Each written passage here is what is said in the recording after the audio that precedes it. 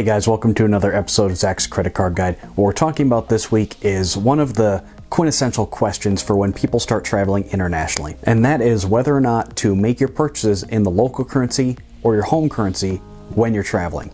So what happens is when you make a purchase abroad, you stick your credit card in the little terminal. Sometimes the merchant will swivel it back towards you and ask you, do you want the local currency or not? And usually they'll present two prices. You'll see one price in the local and then one in your home currency. And what happens is a lot of people who don't really know better might just pick their home currency because they assume that's better, because it's what they're used to.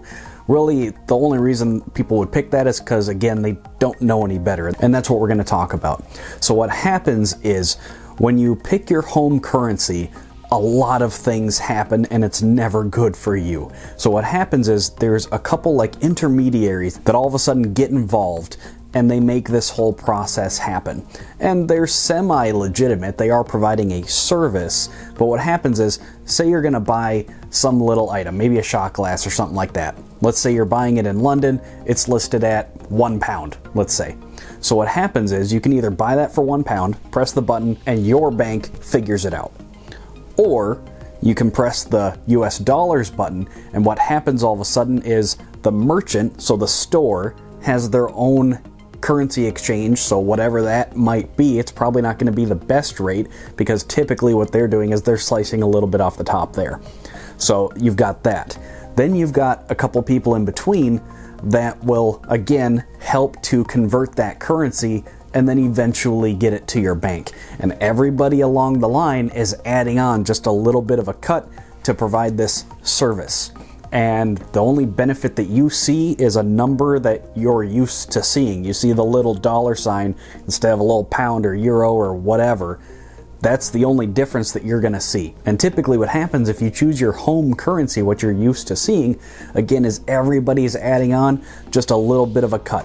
Now, it's not going to be like game changing. It's not like it's going to double the price or anything like that. But if you are traveling for maybe a week, maybe two, maybe longer, every time you do that, it's adding on a little bit of a cut for all of these people who get involved. And again, there is zero benefit to you to do this other than, again, seeing the dollar sign, and if that gives you some sort of weird comfort. And again, it's only because you don't know any better. So what especially to look out for is some merchants don't even ask you, and they're supposed to by the terms of like Visa, MasterCard, and everybody else. They're supposed to ask you, what do you want? But a lot of times they might, if they're a little bit more shady, they might just press the dollar button and pretend that they're doing you a favor or something if they think that you're gonna fall for it. Because again, so like an individual like server at a restaurant or something, they're not individually typically going to see any benefit unless there's something weird going on at that restaurant.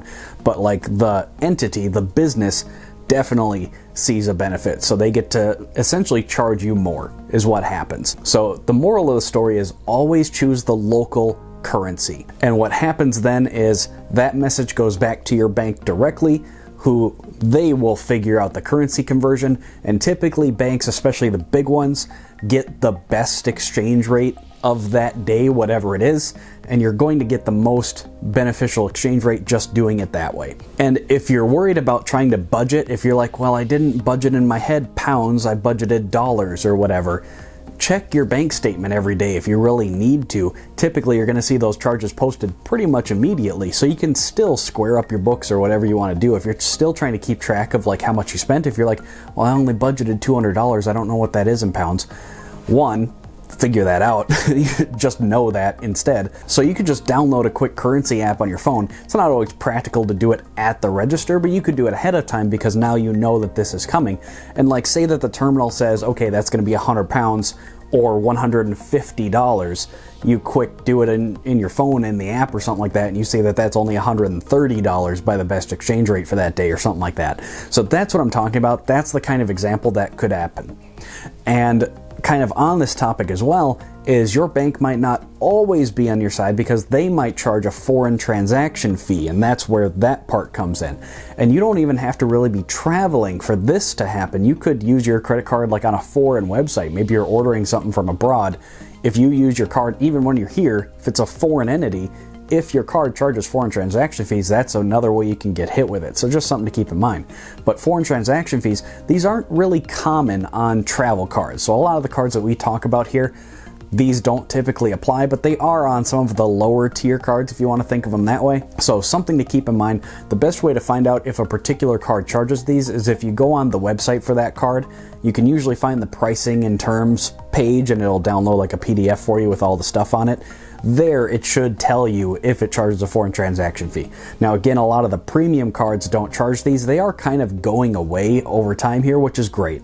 But this fee is typically between maybe 1.5, upwards of like 3%. So if you're doing that every single time, that could add up as well. Now again, this is something you don't have to worry about if you carry a travel card that doesn't have those fees, which means using the local currency is the winner every single time in that instance. So I hope that clears that up, guys. I know a lot of people have that question when they start traveling. I know right now when we're filming this, that's not a big question that a lot of people have because not a lot of us are traveling right now, 2020.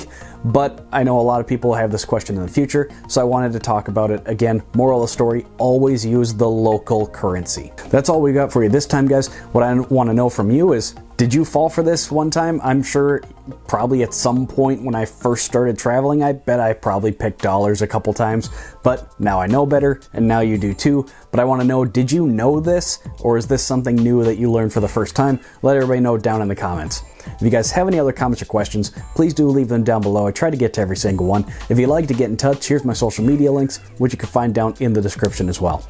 And last, before we go, guys, if you enjoy straightforward, to the point content like this where we talk about traveling and credit card points and miles, please make sure to leave the video a thumbs up and hit that subscribe button. Pretty easy and free ways to help support the channel. That's all I've got for you this time, guys. See you at the next one. Hey, thanks for watching. Make sure to drop a comment down below and give the video a thumbs up. Here's some other videos that I think you'll really like. Make sure to subscribe to the channel so you don't miss any future videos, and I'm on Facebook and Twitter as well. See you at the next one.